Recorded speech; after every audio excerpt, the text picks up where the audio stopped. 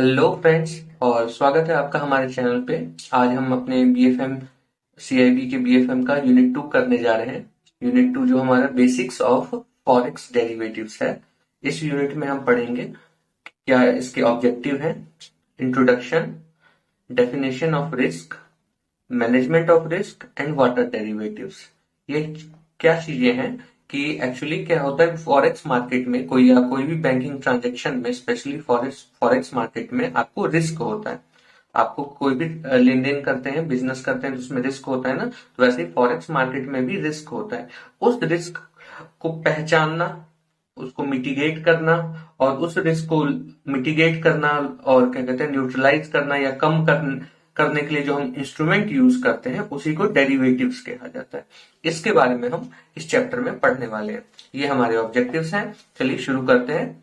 तो हमारा पहला है इंट्रोडक्शन। इंट्रोडक्शन हम क्या पढ़ रहे हैं कि रिस्क के बारे में पढ़ रहे हैं कि रिस्क क्या होता है। तो रिस्क आप सबको पता है, कोई भी बिजनेस, कोई भी ट्रांजेक्शन में जो लॉस होता है या क्या कहते हैं चांसेस ऑफ जो लॉस होता है।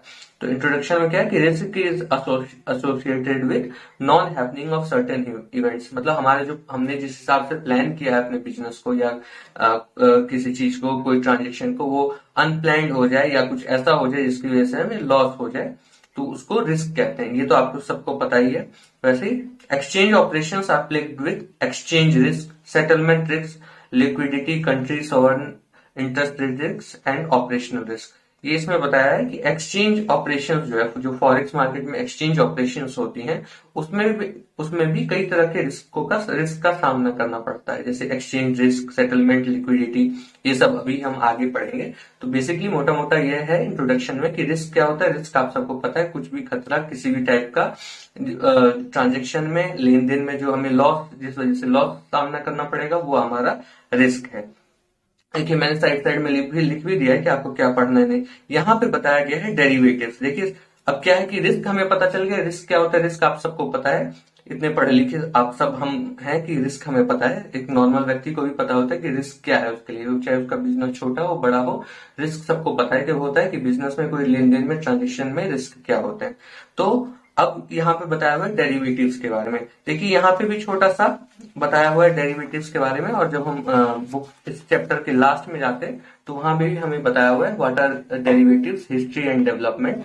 तो इन सबको मैंने जोड़ के एक रफ शीट अपने शीट पे तैयार कर लिया है आपको समझाने के लिए हिंदी में, कि आपको रिस्क पता चल गया। रिस्क क्या है, कोई किसी भी टाइप का जिससे हमें लॉस सामना करना पड़े, कोई कुछ भी ऐसा ट्रांजेक्शन, कोई भी ऐसा लेन देन जिसकी वजह से हमें लॉस का सामना करना पड़ सकता है, तो वो हमारा रिस्क होता है। उस रिस्क से हमें प्रोटेक्शन क्या कौन प्रोवाइड कर सकता है हमारे ट्रांजेक्शन्स में, हमारे बिजनेस में? तो डेरिवेटिव्स। तो डेरिवेटिव्स क्या होते हैं? तो यहाँ मैंने आपके लिए इजी करने के लिए यहाँ पे ये लिख के रखा हुआ है। आप चाहें तो इसका एक स्क्रीनशॉट भी ले सकते हैं। आप पहले एक बार पूरा पढ़ लीजिए, फिर हम समझते हैं। डेरिवेटिव एक प्रकार की सुरक्षा है जिसका मूल्य अंतर्निहित परिसंपत्ति से प्राप्त होता है। ये अंतर्निहित परिसंपत्तियां यानी अंडरलाइंग एसेट क्या हो सकती हैं? स्टॉक्स हो सकती हैं, बॉन्ड, कमोडिटी या मुद्रा यानी करेंसी हो सकती है। ठीक है, अभी आपको कुछ समझ में नहीं आया होगा, कोई बात नहीं, आगे बढ़ते हैं। और इसमें क्या है कि इफ अंडरलाइंग एसेट इक्विटी होती है तो हमारा डेरिवेटिव हो जाता है इक्विटी डेरिवेटिव, और अगर अंडरलाइंग एसेट करेंसी है तो हमारा वो हो गया करेंसी डेरिवेटिव। जब करेंसी डेरिवेटिव में पढ़ते हैं कि करेंसी के आधार पर, करेंसी आप जानते हैं, करेंसी के आधार पर डेरिवेटिव क्या है? भविष्य का एक कॉन्ट्रैक्ट या एग्रीमेंट है। हमने क्या किया है, एक दो पार्टियों ने, जैसे बैंक और दूसरी पार्टी, दूसरा बैंक या दूसरा कोई पार्टी ने, हमने एक फ्यूचर के लिए एग्रीमेंट तैयार कर लिया है। क्योंकि क्या है, फ्यूचर में फॉरेक्स मार्केट में हमें तो नहीं पता ना कि किस चीज का रेट, किसी डॉलर का, रुपये का, यूरो का रेट बढ़ेगा घटेगा, कितना बढ़ेगा घटेगा, तो कुछ फिक्स नहीं है, फ्यूचर डिसाइडेड तो नहीं है। तो हमने क्या किया, एक एग्रीमेंट बना लिया कि क्या, और उस एग्रीमेंट में क्या किया, उस दर को निर्धारित कर लिया है जिस पर किसी मुद्रा यानी कि करेंसी आपकी को दूसरी मुद्रा से भविष्य की तारीख में आदान प्रदान यानी कि एक्सचेंज करना है। यानी मान लीजिए आज से 3 महीने बाद मेरे को 1 लाख रुपए देके और यूएस डॉलर लेने हैं। अभी 70 रुपए रेट चल रहा है, लेकिन मुझे नहीं पता कि 2 महीने बाद 70 रुपए का 80 रुपए हो जाएगा कि 100 रुपए हो जाएगा। तो मैंने क्या किया है, मैंने एक एग्रीमेंट कर लिया है, फ्यूचर एग्रीमेंट, कि चलिए 2 महीने बाद जो भी रेट हो, मैं बैंक में गया, मैंने एक एग्रीमेंट कर लिया कि 2 महीने के बाद जो भी मेरे को रेट हो, आप एक काम करिए, मेरे को 75 के रेट पे एक हमने एग्रीमेंट तैयार कर लिया। हो सकता है कि अगर कल को रेट वो 80 चला जाए, फिर भी मेरे को 75 पे मिल जाएगा, तो मेरा प्रॉफिट हो जाएगा। लेकिन ये भी हो सकता है ना कि अगर मैंने 75 पे कर लिया वो कॉन्ट्रैक्ट, और कल को वो 70 से गिर के 65 पे आ जाए, है ना, ये भी हो सकता है। तो उसमें भी क्या है, मेरे पास एक इनके एग्जांपल्स क्या है, ऑप्शंस। आप आगे पढ़ेंगे तो आपको ऑप्शन पढ़ने में आएगा कि क्या है, ऑप्शन रहता है मेरे पास कि अच्छा 70 से गिर के 65 पे आ गया है, तो मैं 65 पे इसको क्या कहते हैं, खरीद लेता हूँ, और मेरे लिए सस्ता है। मैं तो सोच रहा था कि 80 हो जाएगा, लेकिन अब 65 हो गया, तो मेरे पास इसको बाई करने का ऑप्शन है, तो मैं ऑप्शन कर एक्सरसाइज करके और इसको खरीद लेता हूँ। या क्या कहते हैं, मान लीजिए 75 पे अभी रेट हुआ था, लेकिन 90 पहुंच गया, तो भी मेरे लिए फायदा है ना। तो क्या है बेसिकली, मतलब क्या है कि कोई भी हम ट्रांजेक्शन करते हैं, फॉरेक्स ट्रांजेक्शन करते हैं, तो उसमें जो रिस्क आता है उसको मिटिगेट करने के लिए, उसको न्यूट्रलाइज करने के लिए, कम करने के लिए हमारे पास एक इंस्ट्रूमेंट है। इंस्ट्रूमेंट क्या है, एक टाइप का कॉन्ट्रैक्ट एग्रीमेंट है, जिससे कि हम फ्यूचर की अनसर्टेनिटीज को कम कर सकते हैं। हम एक एग्रीमेंट बना के रख सकते हैं कि फ्यूचर में ये रेट ऊपर नीचे जो भी हो, हमें ये जो हमारा प्री डिटरमाइंड रेट है उस पे मिले। तो derivatives are such instruments which when added to exposure will neutralize or alter to acceptable levels the uncertainty of profile of exposure। इसमें क्या लिखा हुआ है, अभी हमने ऊपर रिस्क के बारे में पढ़ा। तो डेरिवेटिव्स क्या होते हैं, इंस्ट्रूमेंट्स होते हैं, ठीक है, which when added to exposure, जिसकी मदद से हम एक्सपोजर पे जो अनसर्टिनिटीज हैं, हमने कोई ट्रांजेक्शन किया या हमने कोई फॉरेक्स डील की जिसमें कि एक्सपोजर है, रिस्क होने के चांसेस हैं, बट इसका यूज करके हम उस रिस्क को मिटिगेट या लोअर कर सकते हैं। The value of these financial instruments are derived from underlying exposure. और डेरिवेटिव्स के नॉर्मल एग्जांपल क्या है, फॉरेक्स एक्सचेंज मार्केट में जो डेरिवेटिव्स के एग्जांपल है वो है forward contract, option, swap, forward rate agreement, future, ये सब हम आगे भी पढ़ेंगे। तो आपने क्या समझा कि डेरिवेटिव से, डेरिवेटिव्स कुछ नहीं है, एक टाइप की सिक्योरिटी है हमारे लिए, एक सिक्योरिटी इंस्ट्रूमेंट का काम करता है, जो क्या करता है, हमें रिस्क से बचाता है। व्हाट आर डेरिवेटिव्स, पीछे दिया हुआ है, हम इन दोनों को मिला के भी पढ़ रहे हैं। डेरिवेटिव्स क्या है, डेरिवेटिव्स एक फाइनेंशियल इंस्ट्रूमेंट है हमारे पास, जो क्या करता है, हमें रिस्क से बचाता है। हमने रिस्क पढ़ा, तो हमें रिस्क से बचाता है ये डेरिवेटिव्स। और डेरिवेटिव्स क्या, इसकी वैल्यू कहां से आती है, derivatives derive it's value from underlying assets. और अंडरलाइंग एसेट्स क्या हो सकते हैं, कुछ भी हो सकता है, स्टॉक हो सकता है, बॉन्ड हो सकता है, करेंसी हो सकता है ना। तो अब आप एक इसको पढ़िए कि क्या है, डेरिवेटिव्स एक प्रकार की सुरक्षा यानी कि सिक्योरिटी है, जिसका मूल्य यानी वैल्यू कहां से आता है, अंडरलाइंग एसेट्स से आता है। और वो अंडरलाइंग एसेट्स क्या हो सकते हैं, स्टॉक हो सकता है, बॉन्ड, कमोडिटी या करेंसी हो सकता है। अगर अंडरलाइंग एसेट इक्विटी है तो इक्विटी डेरिवेटिव कहेंगे, अगर अंडरलाइंग एसेट करेंसी है तो करेंसी डेरिवेटिव कहेंगे। और करेंसी के आधार पर डेरिवेटिव क्या होता है कि करेंसी के आधार पर भविष्य का एक हमने कॉन्ट्रैक्ट या एग्रीमेंट बना लिया है, और उस एग्रीमेंट में हमने क्या लिख लिया है कि आज से 2 महीना, 4 महीना, 6 महीना, 10 साल बाद, हमने 10 साल बाद का या 6 महीना बाद का हमने एक एग्रीमेंट बना लिया है कि उस एग्रीमेंट के आधार पे हम क्या करेंगे, फॉरेन एक्सचेंज की डील, यानी कि अपना जो एक करेंसी देके दूसरी करेंसी, फॉरेन मार्केट में, फॉरेक्स मार्केट में क्या करते हैं, करेंसी एक्सचेंज करते हैं ना, एक टाइप से। तो बेसिक तो यही है। तो हम फॉरेक्स मार्केट में एक करेंसी देके दूसरी करेंसी जो लेंगे वो किस रेट पे लेंगे, तो क्योंकि फ्यूचर अनसर्टेन है, हो सकता है करेंसी बढ़ जाए, करेंसी घट जाए, तो इसलिए हम पहले ही एक कॉन्ट्रैक्ट कर लेंगे दूसरी पार्टी के साथ, जो कल को फ्यूचर में हमें इस रेट पे मिल सके, ठीक है। तो वो हमने एक कॉन्ट्रैक्ट कर लिया। तो ये क्या है, मोटा मोटा आप समझ सकते हैं कि डेरिवेटिव्स क्या है, एक इंस्ट्रूमेंट है जिससे हम रिस्क को मिटिगेट या कम करते हैं। ठीक है, ओके, चलिए आगे बढ़ते हैं। अब हमारा क्या है, definition of risk and risk in forex business, forex operation. Risk क्या होते हैं, फॉरेन एक्सचेंज में सम ऑफ वेरी कॉमन रिस्क, ये सब आपको अब रिस्क क्या टाइप्स बताए हुए हैं कि कौन किस किस टाइप्स के रिस्क होते हैं। पहला है आपका एक्सचेंज रिस्क। तो एक्सचेंज रिस्क क्या होता है, most common and obvious risk. Most common risk है हमारा एक्सचेंज रेट, एक्सचेंज रिस्क। इसमें क्या होता है, dealer has to immediately cover his position and keep constant watch on his position. Exchange मतलब फॉरेक्स मार्केट में क्या हुआ कि एक्सचेंज हमें करनी है करेंसी, मतलब ये ना एक करेंसी बेच के दूसरी लेनी है। लेकिन क्या हुआ कि मान लीजिए अभी हमने 60 रुपए ले लिया डॉलर, और थोड़ी देर में ही बढ़ के वो 65 रुपए हो गया। तो अब क्योंकि हमने अभी ले लेते, मान लीजिए अभी 12 बज रहे हैं, तो हमने 60 रुपए चल रहा था डॉलर, 60 रुपए चल रहा था, हमने नहीं लिया। हम 10 मिनट रुक गए मान लीजिए, और तब अब 65 चलने लगा, रेट बढ़ गया, तो हमें तो 5 रुपए लॉस हो गया पर डॉलर के हिसाब से। तो यही क्या हुआ, एक्सचेंज रिस्क हुआ कि एक्सचेंज जो रेट है वो घट बढ़ गया। हमने इसमें देखिए आगे क्या लिखा हुआ है कि बैंक ओवरबॉट पोजीशन और ओवर सोल्ड पोजीशन की बात की गई है कि मान लीजिए रेट अभी चल रहा था 60 रुपए, और हमने क्या किया, हमने एज अ बैंक 60 रुपए पर डॉलर के हिसाब से, 60 रुपए पर यूएस डॉलर के हिसाब से खरीद लिया, 1 लाख यूएस डॉलर खरीद लिया। लेकिन क्या हुआ कि अब किसी वजह से रेट गिर के 58 आ गया या 55 आ गया। हमें जरूरत जितनी थी उससे ज्यादा हमने सोचा कि अब रेट गिरेगा नहीं, तो हमने इस रेट पे खरीद लिया, लेकिन अब और रेट गिर गया। तो हम क्या ओवर बॉट पोजीशन में आ गए कि अरे यार, अगर हमने एक तो जरूरत से ज्यादा भी खरीद लिया, ऊपर महंगे दामों पे खरीद लिया, रेट भी गिर गया, तो हमारे लिए ये भी लॉस हो गया।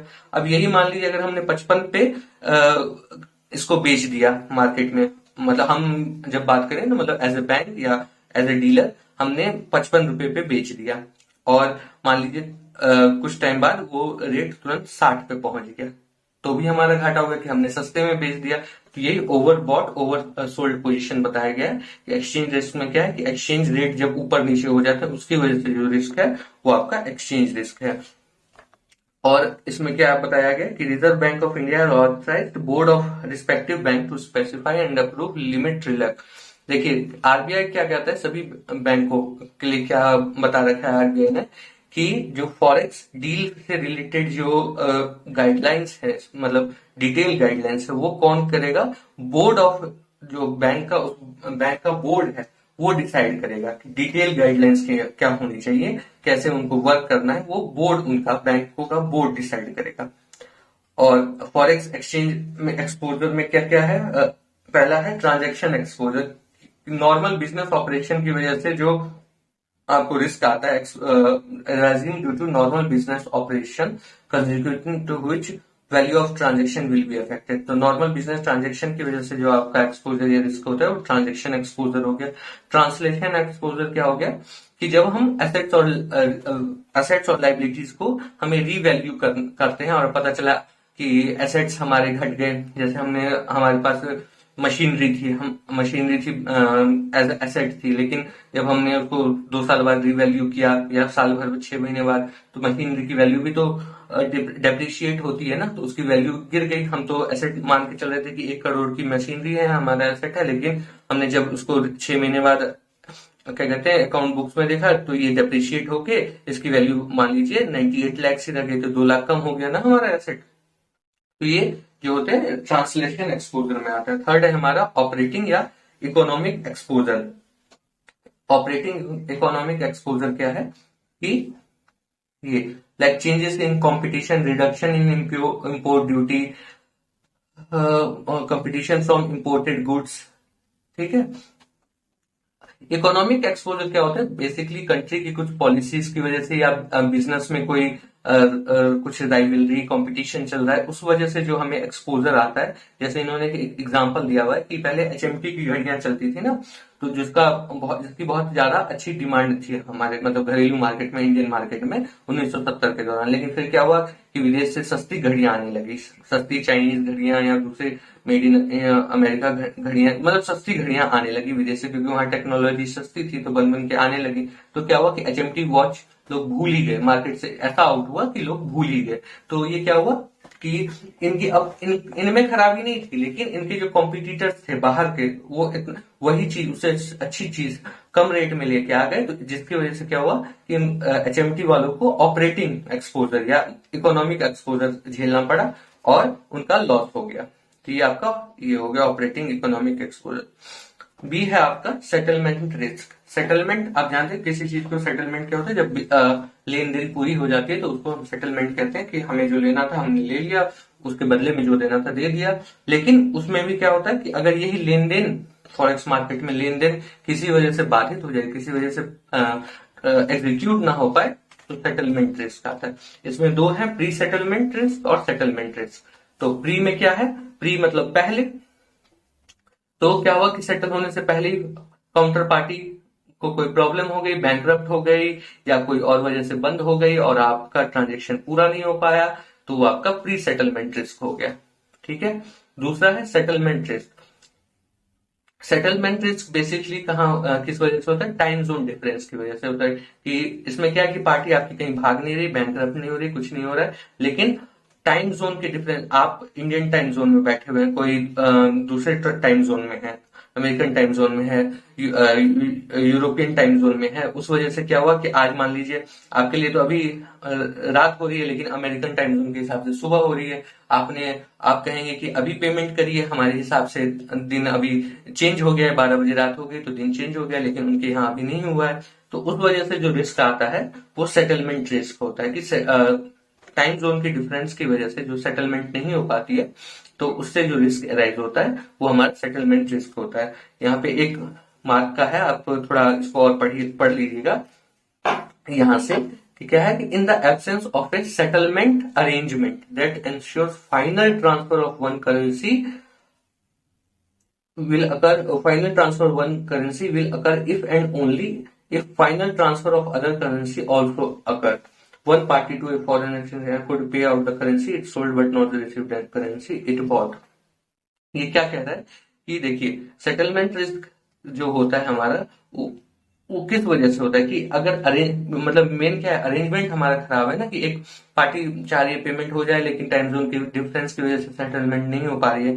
तो क्या कहते हैं कि अगर सेटलमेंट अरेंजमेंट अच्छी नहीं रही या किसी वजह से किसी चीज का उसमें लैग है, जिसकी वजह से क्या होता है कि दो पार्टियां होती है किसी भी ट्रांजेक्शन में।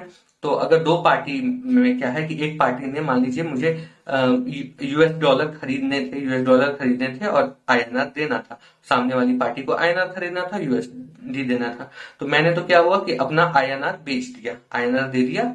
अब सामने वाली पार्टी मुझे यूएस डॉलर भेजेगी ना, बट वो नहीं भेज पाई। तो वो जो नहीं भेज पाई तो वो क्या हुआ, मेरे लिए रिस्क हो गया। अब मुझे अभी जरूरत था, नहीं हो पाया, मान लीजिए 4 घंटे बाद ही आया, 2 घंटे बाद आया, तो मेरे लिए तो लॉस है ना, मॉनेटरी लॉस है। तो ये क्या बताया कि ये जो प्रिंसिपल इस फॉरेन ये क्या बताया, the principal risk in settlement of foreign exchange transaction, कि फॉरेन एक्सचेंज ट्रांजेक्शन में ये जो रिस्क आ सकता है या रिस्क आता है कि जैसे मेरे को अभी एग्जांपल बताया ना कि मेरे को यूएस डॉलर चाहिए थे आईएनआर बेच के, मैंने आईएनआर बेच दिए, लेकिन यूएस डॉलर मेरे को अभी रिसीव नहीं हुए या 2 घंटा लेट हुए। तो ये जो बट मेरे को 2 घंटा लेट भी हुए तो मेरे को तो लॉस हो गया ना। तो उस वजह से क्या हुआ, तो ये जो लॉस मेरे को बियर करना पड़ा, इसको क्या कहते हैं, सेटलमेंट रिस्क। कि मेरा 2 घंटे लेट या तो लेट हो रहा है किसी भी वजह से, टाइम जोन की वजह से तो लेट हो रहा है, तो ये सेटलमेंट रिस्क हो गया।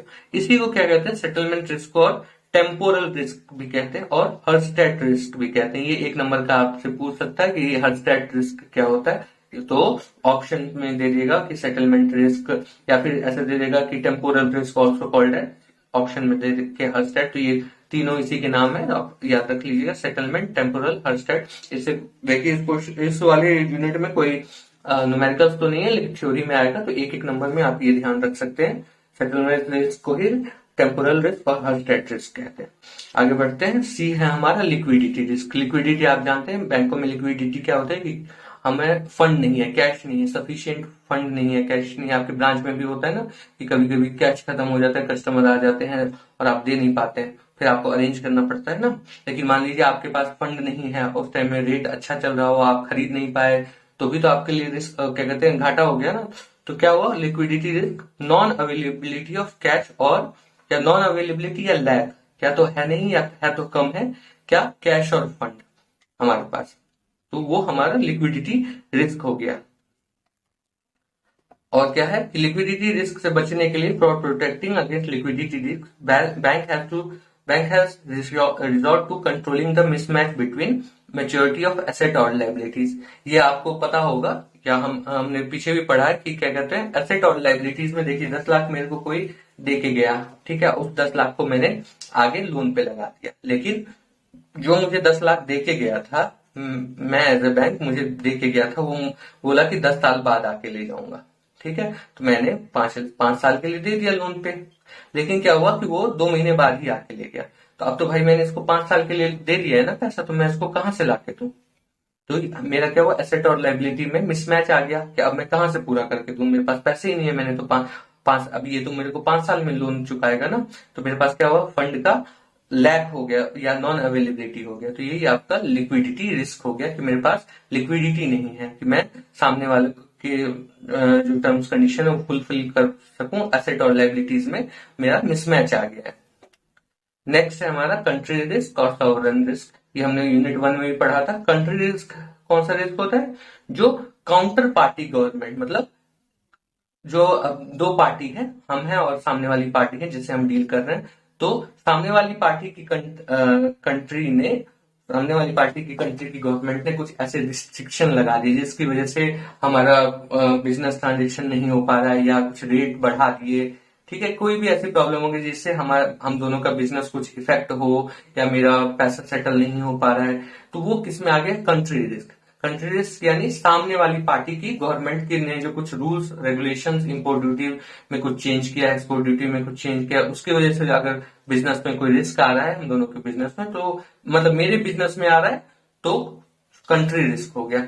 और सॉवरन रिस्क क्या होगा कि जब मेरी गवर्नमेंट ने, भाई ओन गवर्नमेंट, मेरी गवर्नमेंट ने कुछ ऐसा रूल बना दिया जिस वजह से मैं क्या कहते सामने वाली पार्टी से कुछ डील नहीं कर पा रहा हूँ या कुछ दिक्कतें आ रही हैं, तो वो हमारा सॉवरन रिस्क में आ गया। ये आप एक बार पढ़ सकते हैं, नीचे लाइन बाय लाइन दिया हुआ है, मैंने आपको ये शॉर्ट में बता दिया, ठीक है, इसका इतना ही मतलब होता है। नेक्स्ट है हमारा interest rate risk. Interest rate risk क्या होता है, गैप रिस्क। अभी हमने पीछे बताया था आपको कि वही है कि इंटरेस्ट रेट में क्या है, मान लीजिए मैंने एक आदमी आया मेरे पास एफडी बनवाने के लिए, 10 लाख की एफडी बनाने के लिए आया। उस टाइम में मेरा अभी रेट चल रहा है 7%। मैंने 10 लाख की एफडी 7% पे बना दी 10 साल के लिए। उसको अभी पैसा नहीं चाहिए तो 10 साल के लिए बना के चला गया, ठीक है। और अभी एफडी का रेट 7% है मान लीजिए, और लोन का रेट 8% था, लोन का था 8%। अब मेरे पास 10 लाख आ गए 10 साल के लिए, मैं एज अ बैंक फ्री हूं, तो अब इस पैसे से पैसा कमाना है ना, बैंक तो यही करता है। तो मैंने इस 10 लाख को उठा के 8% पे लोन में दे दिया, ठीक है, 8% 9% जो भी आप बोले, इस पे लोन पे दे दिया। अब क्या हुआ, ये लोन वाले ने भी मेरे को कहा कि क्या कहते मैं आपको 10 साल में चुकाऊंगा। तो अभी तो मेरा बिल्कुल सही है, 10 साल के लिए मेरे को 7% देना है, और 10 साल के लिए मेरे को 8% आएगा, तो और बीच का मेरा प्रॉफिट हो गया 1%, सब सही चल रहा है। लेकिन लोन वाले ने क्या किया कि 10 साल की जगह 2 साल में ही लोन चुका दिया, या 5 साल में लोन चुका दिया, और तब जो रेट है मेरे को पूरा 10 लाख रुपए चुका दिया, तब जो रेट है वो मान लीजिए एफडी पे क्या हुआ कि 7% से गिर के 5% पे आ गया, और लोन पे 6% पे आ गया। तो अब क्या हुआ मेरे को, और लेकिन जिससे मैंने पैसा लिया था उसको तो अभी भी क्योंकि एक ही बार एफडी बन गई थी, तो मुझे तो उसको कंटिन्यूअसली 7% पे देना है, और पहले वाली पार्टी मेरे को पैसा ला के दे दी है, और अब जो लोन का इंटरेस्ट रेट चल रहा है वो 6% दे रहा है। तो अब जो अगर इस 10 लाख को मैं लगा दूं मार्केट में, तो मुझे 6% रिटर्न मिलेगा।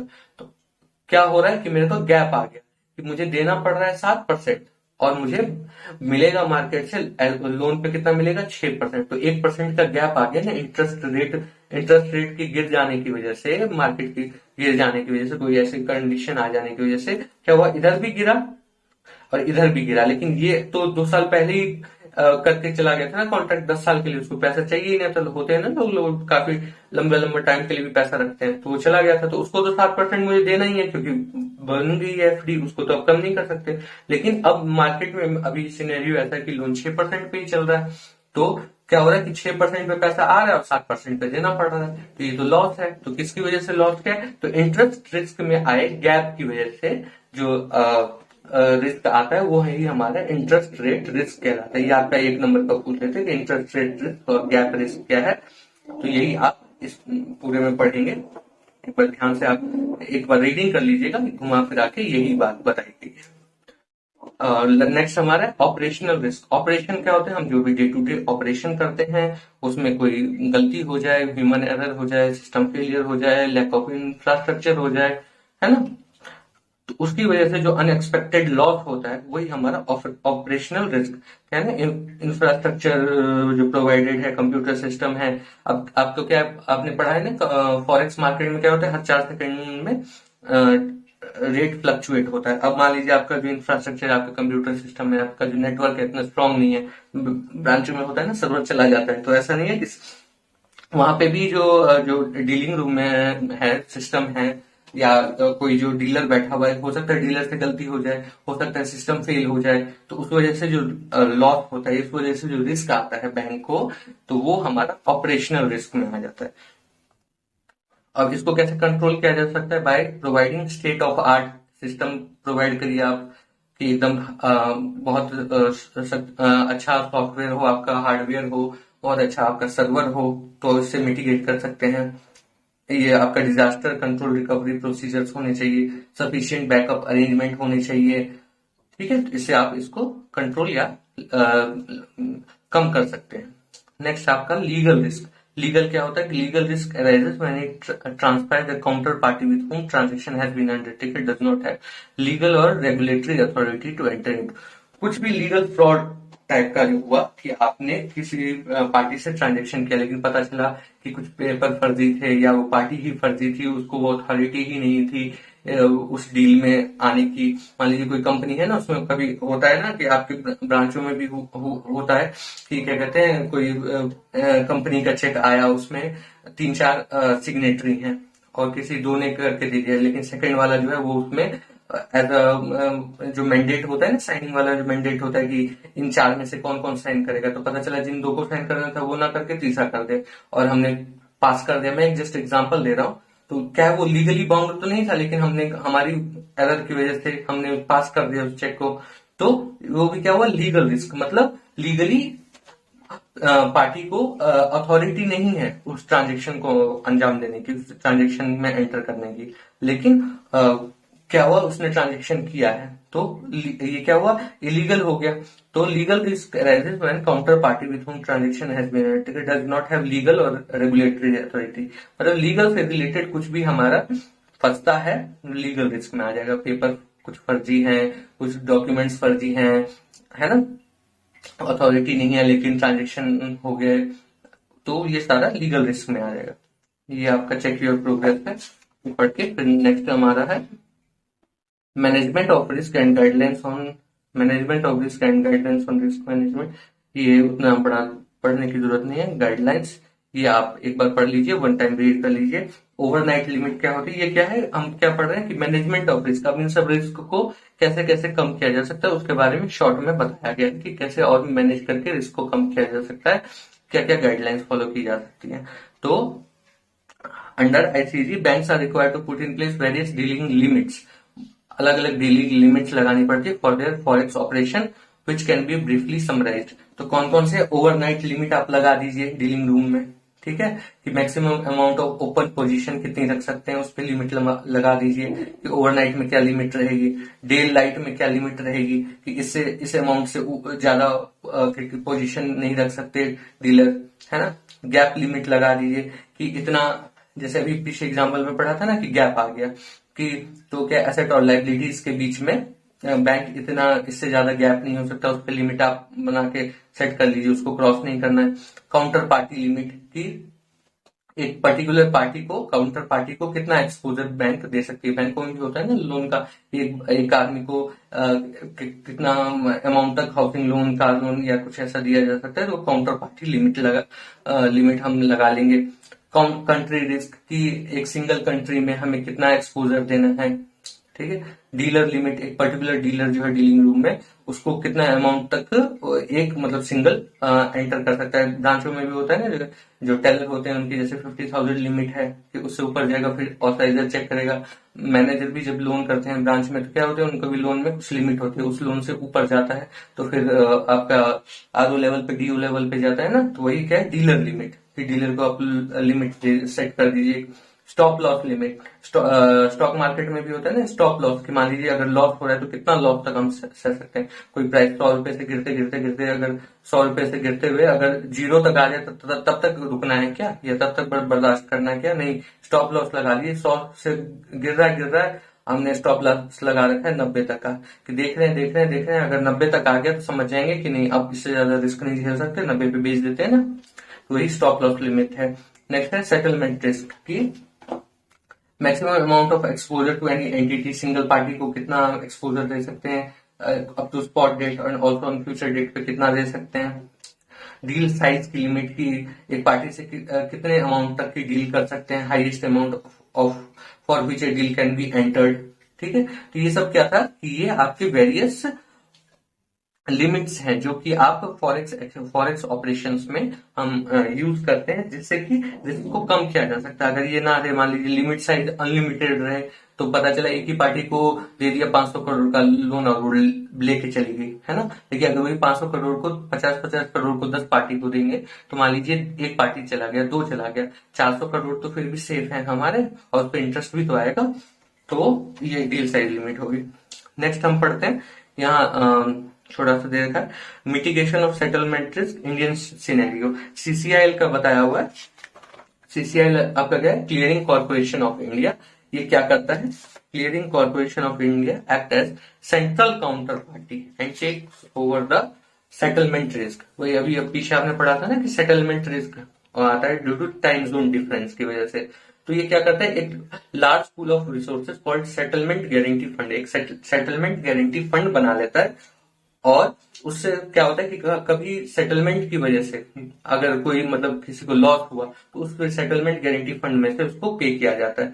ये क्या करता है, only condition in is that both the counter party should be member of CCIL. जो भी बैंक या जो भी दो पार्टीज हैं, अगर वो सीसीआईएल के मेंबर हैं तो ही इसके थ्रू कर सकते हैं। ये क्या करते हैं, in case of settlement of forex deal the participant bank sends a file, मतलब ये क्या करता है कि एज ए मीडिएटर का काम करता है, कि जैसे दो पार्टी है ना, दो पार्टी है, एक पार्टी है, नंबर दो पार्टी है, बीच में सीसीआईएल काम करता है कि इससे पैसा लिया, एक नंबर से लिया और दूसरे नंबर से भी लिया, फिर दोनों को एक्सचेंज करके दे दिया।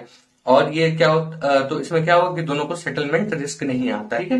ये आपका दिया अब ये है व्हाट आर डेरिवेटिव्स, ये आपने पढ़ा है कि डेरिवेटिव्स क्या है, कि इंस्ट्रूमेंट है जो हमें रिस्क से बचाता है। ये पीछे जितने हमने रिस्क पढ़े हैं उससे हमें रिस्क से बचाता है। एक इंस्ट्रूमेंट है, एक एग्रीमेंट है जो हम करके रखते हैं, जिससे हम रिस्क मिटिगेट कर सकते हैं, अवॉइड कर सकते हैं या उसको कम कर सकते हैं, ठीक है। हिस्ट्री पढ़ने की जरूरत नहीं है, ये अभी प्रेजेंट चल रहा है, प्रेजेंट में चलिए, क्योंकि प्रेजेंट से ही क्वेश्चन आएगा, हिस्ट्री से नहीं आएगा कुछ भी। ये आपका चेक योर प्रोग्रेस बी है, इसको बना लीजिएगा जरूर, बुक के क्वेश्चन जरूर आप बना लीजिए, उससे आपको कॉन्फिडेंस आएगा और आपके जो भी थोड़े बहुत बचे हुए डाउट्स हैं वो भी क्लियर होंगे। और हो सकता है बुक से उठा के दे देते हैं क्वेश्चन, ऐसा भी नहीं है कि नहीं देते हैं, जो थ्योरी के क्वेश्चन है एक एक नंबर के वो जरूर दे देते हैं। तो एक बार आप जरूर इसको देख लीजिएगा। डेरिवेटिव्स क्या है, can also be used as hedging instrument for speculative trading, वही चीज बताई गई है। ये आप क्वेश्चन बना लीजिएगा। तो ये इसी के साथ हमारा ये टॉपिक खत्म होता है, चैप्टर 2 खत्म होता है। नेक्स्ट हमारा यूनिट 3 है, correspondent banking and NRI account, ये भी छोटा सा है चैप्टर। तो फ्रेंड्स, आई होप आपको समझ में आया हो, और मिलते हैं नेक्स्ट वीडियो में। अगर हमारी वीडियोस अच्छी लगी हो तो प्लीज लाइक और सब्सक्राइब करें, और हमारे लिए कोई सजेशन हो, कुछ मैं बता सकूं आपको, या कुछ मेरे से कमी रह गई, कुछ गलती हो गई, तो आप जरूर हमें कमेंट बॉक्स में बताएं, हम उसको सुधारेंगे। और मिलते हैं नेक्स्ट वीडियो में। Thank you so much, have a nice day.